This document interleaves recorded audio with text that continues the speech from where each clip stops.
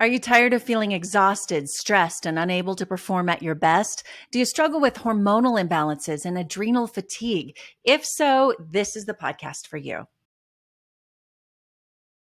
Hi, everyone. It's Natalie. It's summer, and I'm working on some new things for the podcast and the website, but I'm also committed to bringing you health topics like the one you're going to hear today.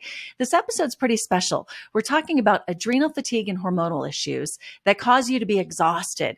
It's something I know a lot of you struggle with and something I've struggled with as well, but it's special because my expert has an incredible story. Lizzie Ens, a Board Certified Functional Nutritional Practitioner who will share her expertise on how to rebalance your hormones and achieve whole body healing, is joining me. She's also an author and formerly part of an Amish community in Ohio. She left, or escaped as she says, and started her journey as a board certified nutritional practitioner, a personal trainer, author, and speaker as well.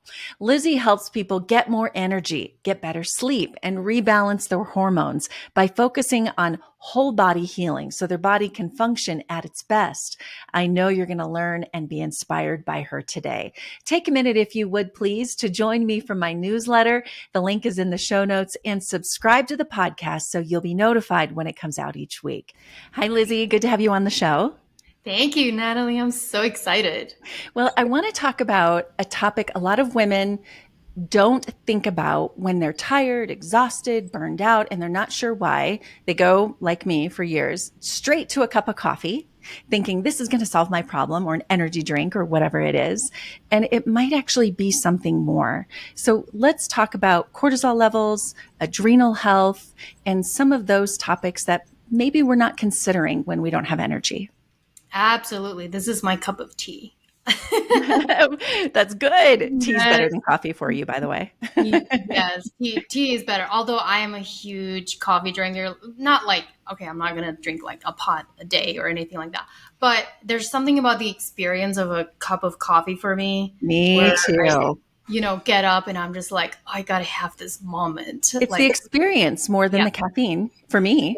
No, I said this a few weeks ago. I said, I did this 72-hour fast and I couldn't have coffee. And I realized during that fast how much I actually rely on that. Like I wake up and I am energetic. I'm good to go, but I crave that coffee. I want to have that experience. Yeah. And going on that detox, I was like, oh man, like I realized how much my body is actually using that caffeine for my energy as I'm going through the day. I had to take naps. Wow. But even so, that little bit of caffeine, and we'll get in here to the cortisol and things, but that caffeine, but for me, again, when I wake up, I want to smell that coffee. I have to just it's a slow process in the morning. I want to sit, I want to read for a few minutes, and I just want that comfort. Yes. I don't know what it is. Is it something that we've been programmed to believe and think? I don't know. It's experience. It's the experience. So a little bit of coffee, of course, caffeine, whatever it is, fine. But when that's not doing the trick, tell us about what these other issues might be. I know for me personally, high levels of stress and cortisol, it's that fight or flight, and your body is just continuing to fight, and how that can cause problems in our system. Yes, absolutely. So when we are stressed, and like you said, the cortisol goes up and we go into that fight or flight. And as humans, we have not been taught how to just bring it back down as soon as that danger is over. Mm-hmm. So like an animal, if you go out into the wild, let's say a tiger, for example, and the tiger's chasing the deer, their cortisol shoots through the roof for the deer because the fight or flight comes in as the tiger's chasing the deer. As soon as the tiger stops chasing the deer's fine. He walks away. Cortisol drops back down, and their body is back into homeostasis. Whereas for humans, we don't know how to just bring it back down because we're remembering that, and we're going to stay in that fight or flight for hours, sometimes days. So for example, if you've been in a car accident and something really, really traumatic happened, you're going to stay in that fight or flight for a long time because we haven't been taught how to bring it back down. So then what happens is you start spitting out all of this cortisol, and you only have so much. And then it's a downstream effect of, okay, now your adrenals are going to start getting depleted and you're going to start like being tired. And you're also going to get to a place, and I don't know if you've experienced this or not, but I call it the wired and tired. Yes. So yeah. You're like, I'm so wired, but I'm so exhausted. And Yeah. but a cup of coffee the caffeine is not going to do anything. But what you want to see really in the cortisol is your cortisol should be at its peak in the morning. So when it's at its peak in the morning, that's when you should wake up. You have that energy, just naturally, you have a clear mind, you're ready to go. Not in a fight or flight state, it's just where it's naturally supposed to be. And then it's supposed to gradually drop throughout the day. You still should have energy, but it creates this nice L. And by evening, it converts into melatonin so that you can go to sleep. Oh, interesting. So if you're not getting that L or that drop in cortisol later in the day, what happens? So when you have this constant like rise and fall of cortisol or this fight or flight, what will happen is you may have a low cortisol in the morning and then a spike in the evening, and it's flipped. So if you find yourself in the evening being like at like 7, 8, or 9, you're like, this is the most productive time of my day. I have energy and I can get stuff done. There's a very, very good chance that you got a spike of cortisol in the evening and you just go and get stuff done. And then you also have trouble falling asleep. Makes sense. Because you got that cortisol. But then the next part of it too is if you're finding yourself waking up in the middle of the night, 2 to 3 a.m. every single night, and you're awake for an hour, you're just wired. You can't go back to sleep.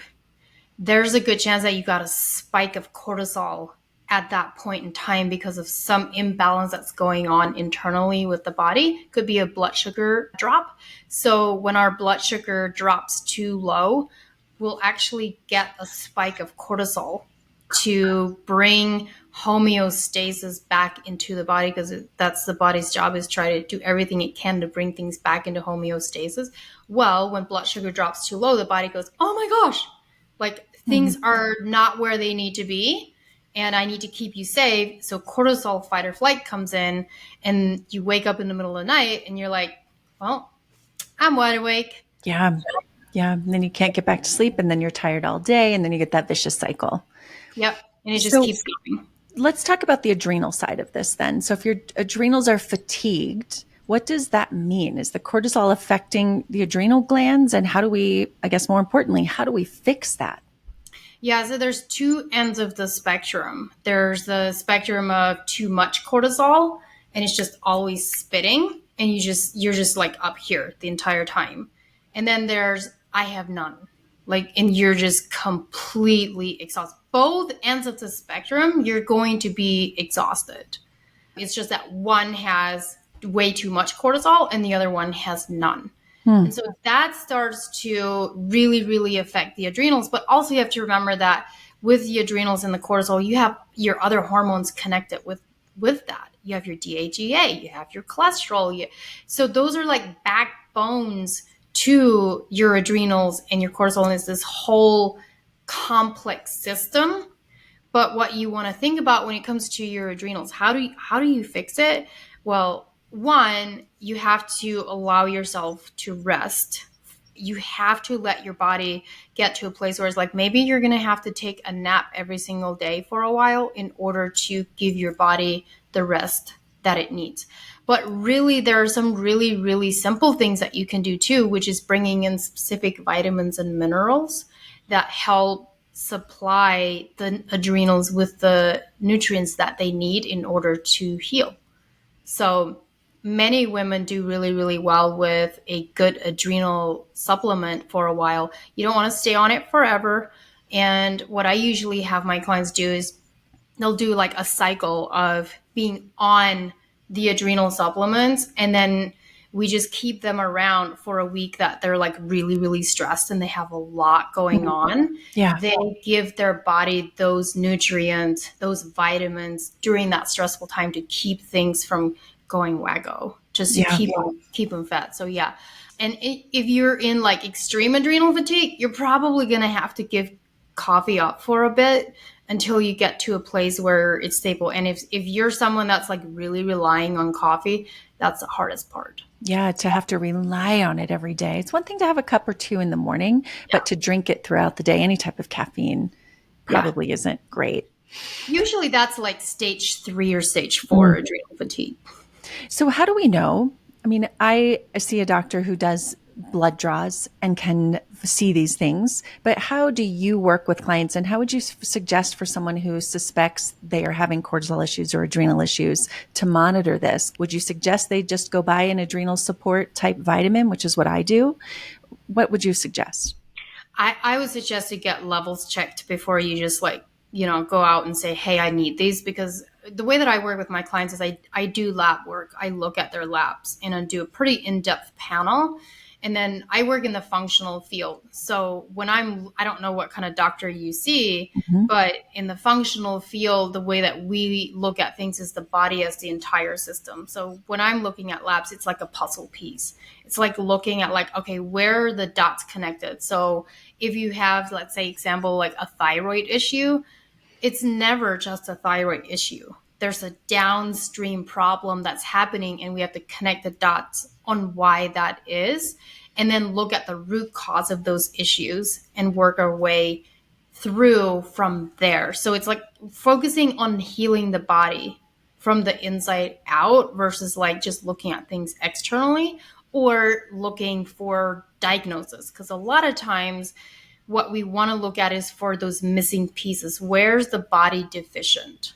What's deficient? Because we have symptoms, our body's symptoms that we're having if we're tired, if we're bloated, if we're cranky, like whatever it is, if we are having very specific symptoms, it's just your body telling you that there's something off.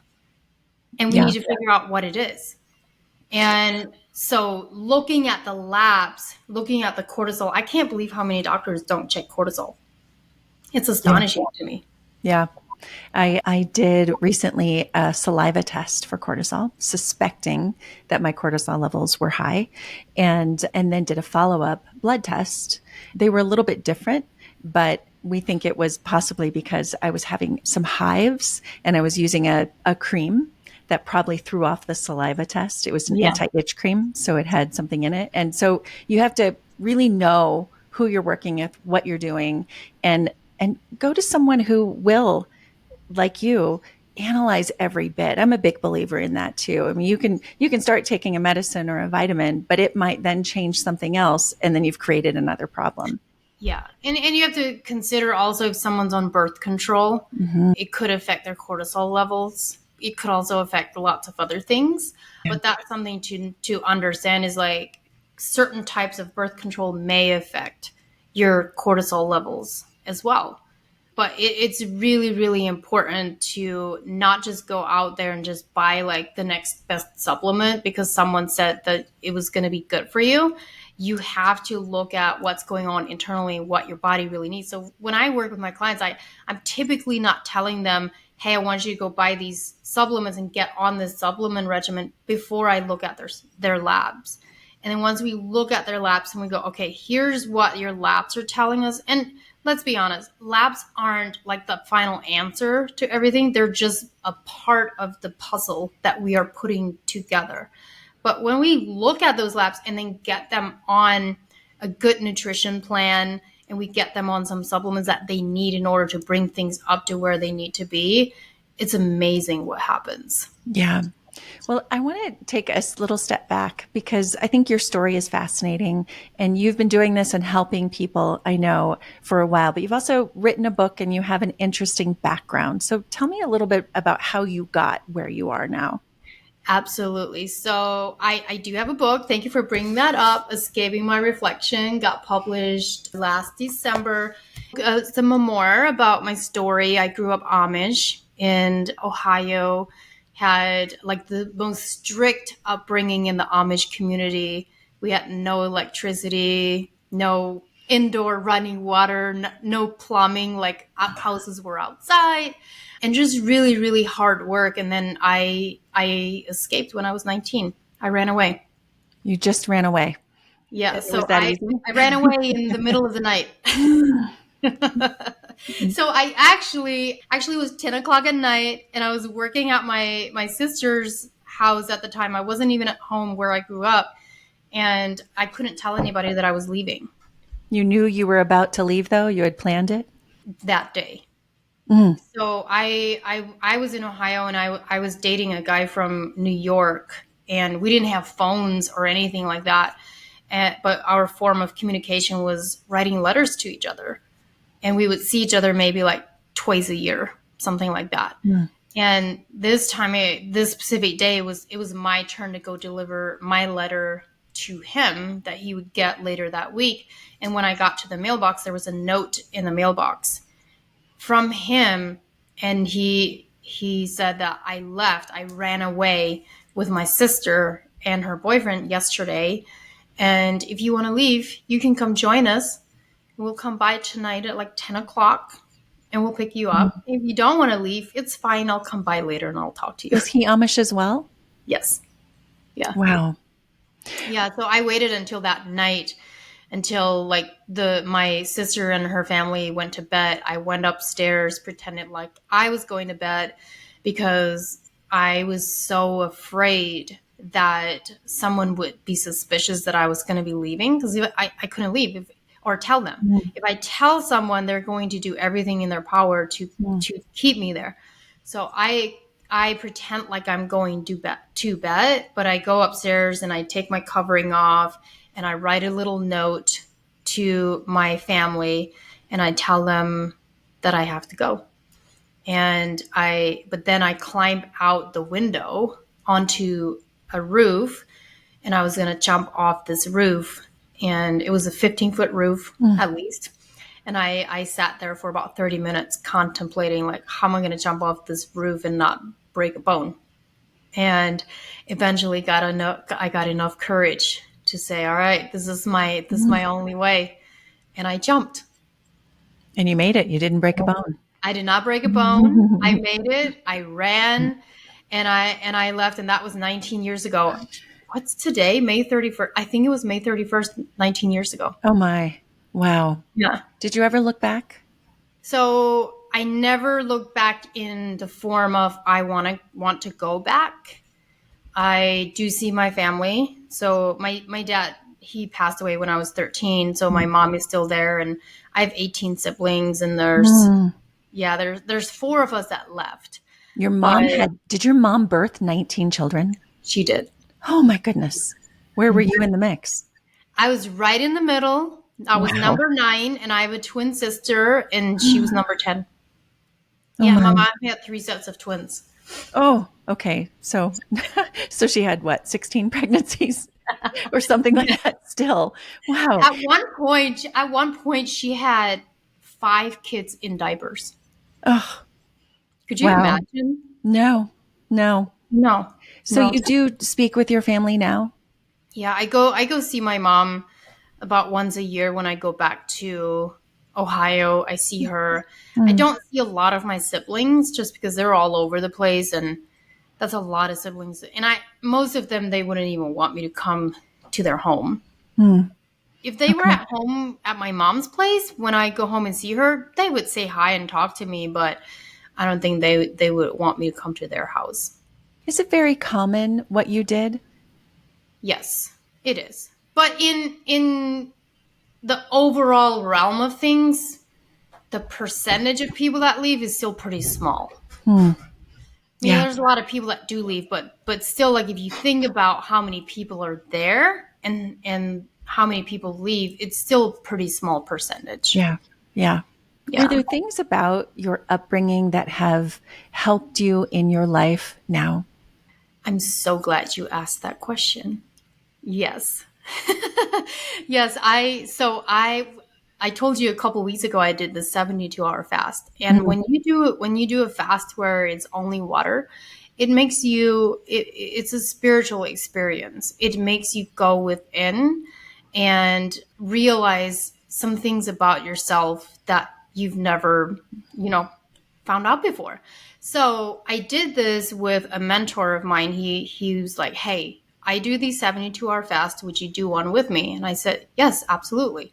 I like a good challenge. But I also went in doing it in a way of like, okay, this is not about me trying to lose weight and, get into a specific sizing. Like that's not the purpose here. The purpose was for me to see what my body is capable of and what my mind is capable of and what I can learn. So after that experience, he asked me, what is it about this fast that you learn about yourself, and how is that connected to your past and your upbringing? Mm-hmm.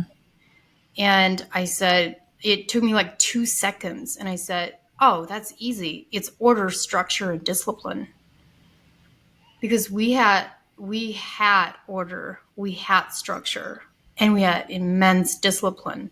So we didn't have TVs. We didn't have technology to, get like focused on that instead of our work. So it was getting up every morning, you go milk the cows, you feed the chickens, then everybody comes in and we all have breakfast together, and then there's work.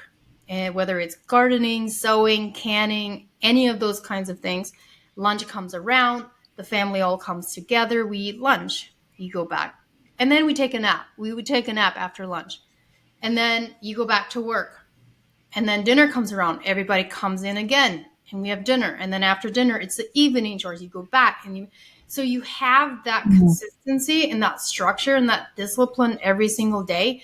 And that is something that so many people are missing in this world. And if you want to be successful in your health, if you want to get to your goals, whether it's your health or your business, anything like that, you have to have those 3 things. So you appreciate having learned those things, having had that. I was actually more curious about just the natural way that you grew up, from eating from the land, having fresh milk. Like, as a a person who appreciates that, it's actually harder to find that in our world today. I can go to Whole Foods, or I can go to whatever market, but I was thinking that you would say something about appreciating the land and the healthy way you grew up. Well, so there's healthy parts to it. But one of the biggest misconceptions about the Amish people is that they're healthy. And you think they would be, because they do grow their own fruits and vegetables. They do get some fruits from, we had this fruit orchard that was close by, and we would buy big baskets of fruits because we had a large family. That was a lot of fruit to grow. So my dad did have an orchard, but it didn't provide enough for all of us. And so we would buy that from a local orchard. And we obviously raised our own animals. We had 300 to 400 laying hens. So we had all these eggs, and we sold those, and we had huge vegetable gardens in the summer, and we would sell tons of vegetables in the summer as well. And then obviously the farming and all of that. So they do use the land. They utilize all of those things really, really well. It's the way that they cook their food that makes the healthy part of it go away, which is very, very unfortunate. But they're not taught how to not cook like that. So if I were to make, some green beans at home, it would be boiling them and then making some kind of creamy gravy to go in with them. And lots of fried food. So if you had fresh chicken there, it was going to be fried in butter and flour. Oh, I see. Didn't realize that. Yeah, so lots of fried things like that. We have fresh milk. We made our own butter. We did all of those things, but it's the way that they make their food that sort of takes away that part of it. And they use tons of sugar, high fructose corn syrup, just plain white sugar, and lots of flour. So we always had pies or cookies or cakes. Every single week we would make those things. In any community, in any culture, you make choices, right? Yep. In how you cook. Yeah, and I have so much gratitude and respect for what my experience was and the things that I learned. And I know that there's a lot of things that I learned when I was there that I will always have with me and I'll always be grateful for. And it's something that a lot of people in the modern world are missing, and they're craving it. They want it. They want to know how to go back to the basics, which is something that I teach my clients is like, you don't have to overcomplicate things. You can just keep it simple and learn how to balance your plate with some protein, some complex carbs, some vegetables and healthy fats, and figure out how I help them figure out like what that looks like for them, and keeping it super simple like that, so that it doesn't feel like they have to be on a diet.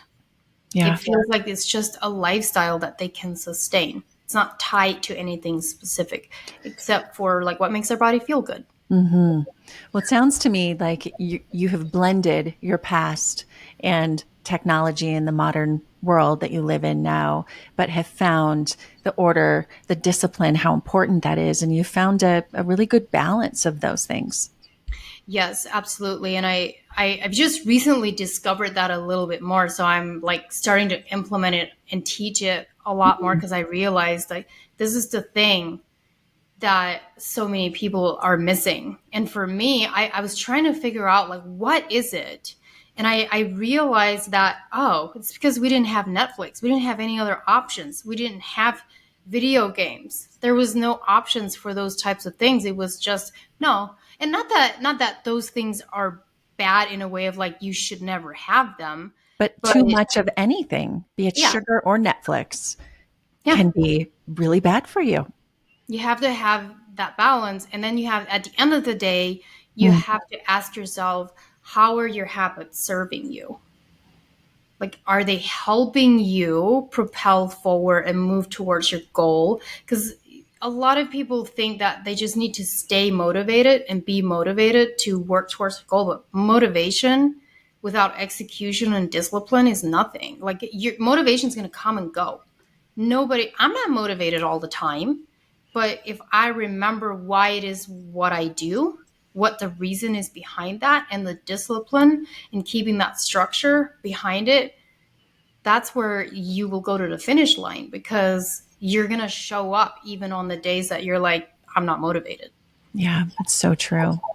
Well, I know there's a whole lot more to your story, and that's in your book. And I have a million other questions I could ask, but I want to encourage people to learn from what you wrote. And I'll put that link to buy your book in the show notes.